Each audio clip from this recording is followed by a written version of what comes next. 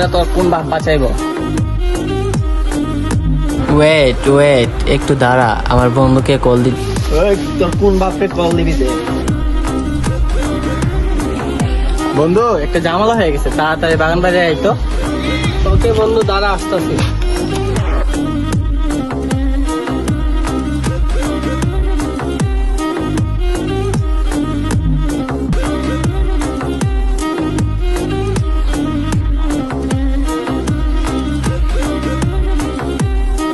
আরে বড় ভাই আসেন আসেন, আপনারই তো অপেক্ষা করছি। স্বাগতম আপনাকে, আসেন।